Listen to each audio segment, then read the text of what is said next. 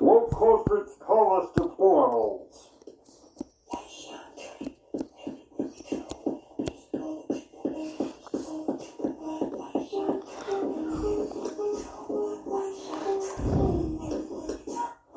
They call us haters of the Constitution and the rule of law.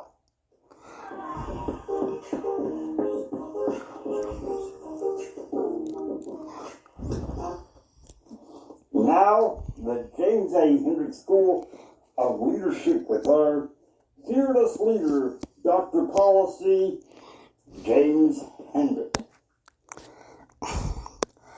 Pardon the poor sound quality, guys. I should know better. That's bad audio production. My broadcast professors would have really got me for that one. So, for that, please forgive me. Now, seeing as I'm Dr. Policy, I have said this and I stand by this. I'm limiting what news sources that I intend to use. Well, quite simply because so much of it has gone reactive against woke corporates. And that's easy for me to do sometimes. And so that's why we're going to go ahead and go to the Christian Post, see what's on the news for the day.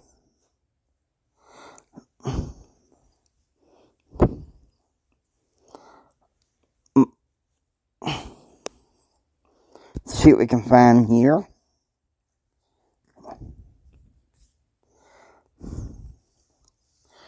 Professor sues university over termination threat for not using student preferred pronouns.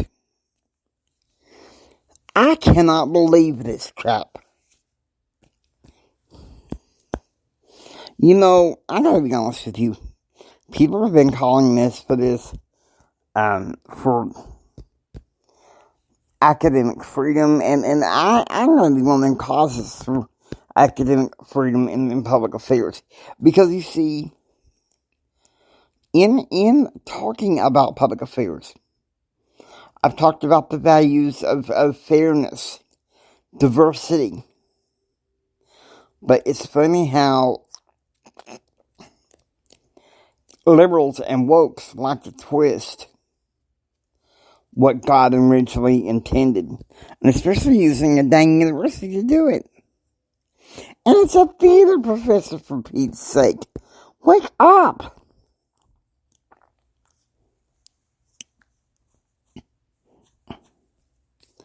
Now there's some things in the Christian Post that I will not use because, well,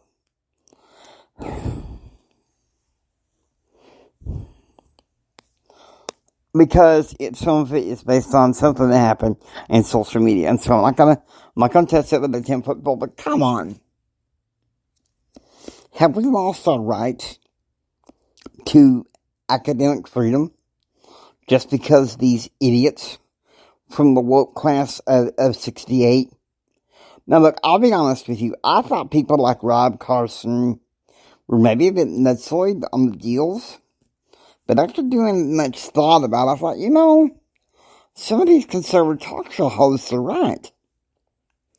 The people from the class of 68 are trying to put in their weirdo ideas that, quite frankly, belong either in the trash can or with fresh poop in the toilet.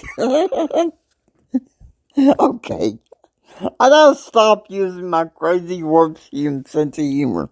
But sometimes I have to do that just to really keep from getting angry. I don't want to get angry. Here's another news story. We're probably going to cover 7 today because of the mood I'm in, okay? Orthodox Jewish University doesn't have to approve LGBT club. They don't. Because it's a religious school. So it's really, I would think that there are plenty of Supreme Court cases that protect private universities. I don't understand why these groups can't have their clubs off campus or make it to where they don't have to be academically sponsored. Come on. This is collective woke garbage. I defend the college's right. Just like in the other story. I defend the professor's right. There's a right for academic freedom. Now look, I don't hate people that are of those categories. What I hate is the radical agenda, if you know what I mean. And woke's the real about playing that.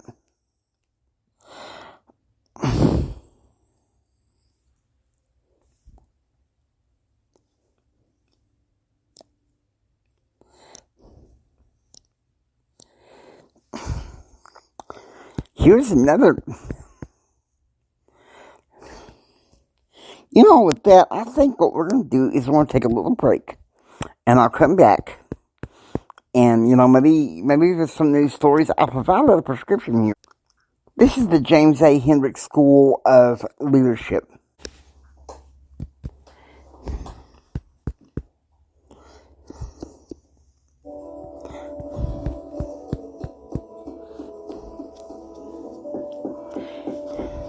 Doctor policy has what ails you. Just hoping to revive the patient. America, liberty, freeing us from the disease of woke communism. And that's the truth. What I'm doing is I have some ideas of how to cures what ails you. This is a little consultation for me regarding Tennessee Tech. And I might bring this. Tennessee Tech investigating disturbing campus drag show mocking Christianity. Tennessee Tech University is investigating a recent on-campus drag show that allegedly mocked Christianity and exposed kids to explicit activity. The school's president has canceled 2 similar upcoming shows, saying he is disturbed and dismayed. I got to say something. I remember around this time of year, mid-late September, we were, everybody was gearing up for coming out day. Texas Tech University, it was a big controversy. And our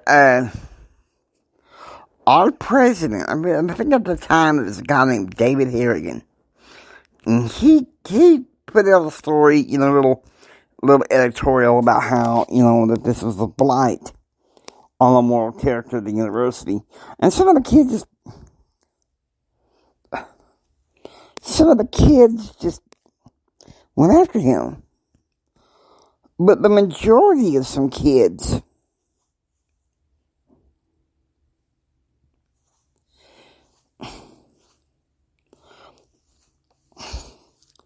supported it.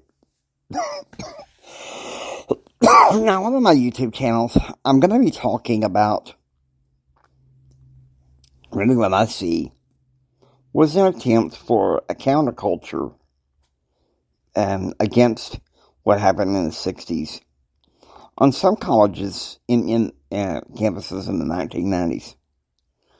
Because really a lot of academia and professors expected Gen X to be slackers. To tell you the truth, I resent that remark. You know what I gotta say to the president for Tennessee Tech? Congratulations. That was a bold and gutsy move in public affairs. Very bold and gutsy. I mean, come on. Craziness. Now, look, I gotta say that. If people want to show off their own sexual deviancy, can't they find another way to do it? You know, where it's not so much at a gang university? Here's another one. Majority of pastors don't believe Christians should tithe 10%, study says. You know, I'm going to say this, okay? I'm going to say this, and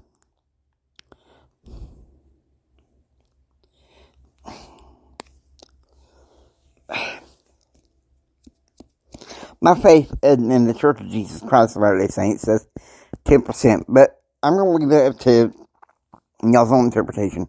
And here's another story where Dr. Policy wants to get in here. The Fire ranks best and worst colleges for free speech report. A new report has ranked America's colleges based on their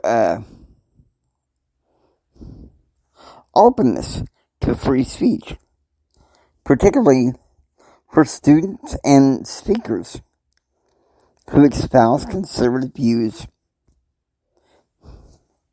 at liberal universities. The Foundation for Individual Rights and Expressions, formerly known as the Foundation for Individual Rights for Education, FIRE, released the 2022-2023 colleges report on Wednesday. The rankings, which FIRE completed in conjunction with College Pulse, are based on the results of a survey of nearly 45,000 college students. You know, this is something we may get into pretty soon, I hope. One of our public affairs deals, where I talk about public opinion and propaganda. I don't know when that's going to come, but I hope it's come pretty soon. So, one of those universities I hope is up there, as far as the top ones that will allow free speech, is my alma mater, Texas Tech University, which I believe it is. You know, I don't think it has an exhaustive study, but I think what we do have here,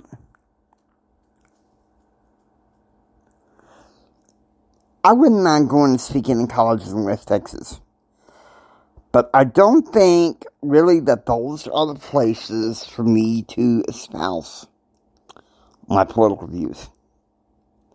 I would like to keep that in podcasts, unless somebody asks me in private. Somebody asks me in private, I'll tell them. But I don't think, my primary interest is in leadership and in personal development. Not some political slugfest, Lord knows we've had plenty of those. We've had plenty of those, and we don't need no more of those. Just sit there and have a slugfest. No, thank you. We have enough of that. I have to be honest with you. When I reinvented this show, I wanted to talk about the truth, but do it in such a way to where I and my audience don't get so angry. And you're like, but Jimmy, why? Who wants to listen to talk radio where people get angry and have gloom and doom? I'm sorry, but I got a little bit of Rush Limbaugh. I mean, wants people to feel inspired. There is still hope. America is still the last bastion of freedom, which is one of the things. Freedom is a good prescription for what ails us. I also think character education, something that neither side of the aisle likes to talk about. Well, guess what? I'm going to say it. I'm going to speak out. Dr. Policy is going to say it. I think I'm going to keep it short. I hope you enjoy listening to the James Hendricks Show. James A. Hendricks School of Leadership. Please subscribe. Become a part of Dr. Policy's classes. Take care, guys. God bless.